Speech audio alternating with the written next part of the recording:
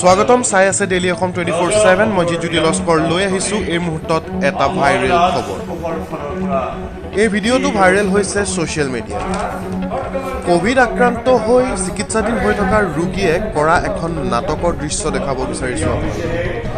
চাওক আৰু সেই দৃশ্যটো উপভোগ কৰক। কি সুন্দৰ এক নাটক, কি সুন্দৰ এক পৰিচালনা।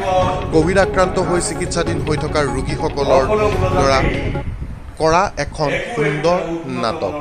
আৰু ৰজাসকলৰ নিৰাপত্তাৰ কাৰণে আমাৰ ৰাজকোষৰ ফালৰ পৰা কি ব্যৱস্থা কৰা হৈছে? মহাৰাজ, বৰ্তমান তেওঁলোকক এখন মাস্ক আৰু এটা চেনিটাইজাৰ তেওঁলোকক দিয়া হৈছে।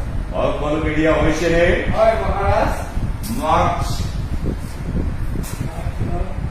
মন্ত্ৰীবৰ্গ মহাৰাজ, সকলো প্ৰজাকে একো উন্নত মানৰ চেনিটাইজাৰ দিয়াৰ ব্যৱস্থা কৰা। হয় মহাৰাজ। আৰু মাস্কসমূহ যাতে বিজ্ঞানসন্মতভাৱে নিৰ্মাণ কৰা হয় হয় মহাৰাজ। তাৰ প্ৰতি নজৰ ৰাখিবা। হয় মহাৰাজ। কিন্তু মহাৰাজ, আমাৰ সফাই কৰ্মী বাপু বিশ্বাসে কামত কিছু গাফিলতি কৰা দেখা গৈছে মহাৰাজ। ঠিক ক'লা। হয় মহাৰাজ। সফাই কৰ্মী বাপু বিশ্বাসে কৰ্তব্যত গাফিলতি কৰিছে। এই মহা দুৰ্যোগৰ দিনত যদি কোনোবা কৰ্মীয়ে এই কৰ্তব্যত গাফিলতি কৰে তেনেহলে মোৰ প্ৰজাবৰ্গসকলৰ কি অৱস্থা হ'ব? হয় মহাৰাজ। ৰজাৰ ৰাজসভালে বতাই নাহক। ৰজাৰ অৱস্থা বেছি দুৰৱস্থা হ'ব। মন্ত্ৰীবৰ্গ মহাৰাজ, সেনাপতি বাপু বিশ্বাসক বন্দী কৰি ৰাজসভাত হাজিৰ কৰোৱা।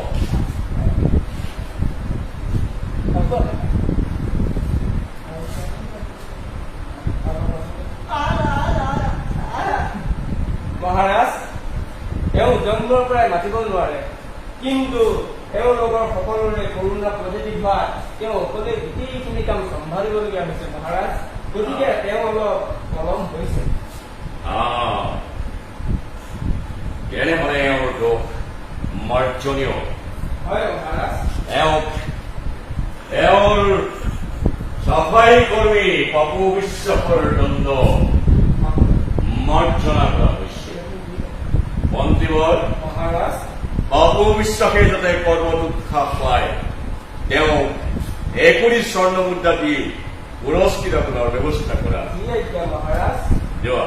কিন্তু মহাৰাজ, দেশৰ জনসাধাৰণে নিজৰ ডিষ্টেন্সিং সম্বন্ধটো ৰাখিব নোৱাৰি তেওঁলোকৰ মাজত ঘনিষ্ঠতাটো বৰ বেছি হৈছে মহাৰাজ।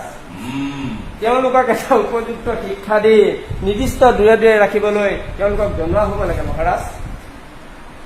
উত্তম, তুমি অতি উত্তম কথা চিন্তা কৰিছা মন্ত্ৰীবৰ্গ। হয় মহাৰাজ। ৰজাসকলৰ মাজত যদি এই অচিন ৰোগে বিয়পি পৰাৰ সময়ত যদি সকলো প্ৰজাই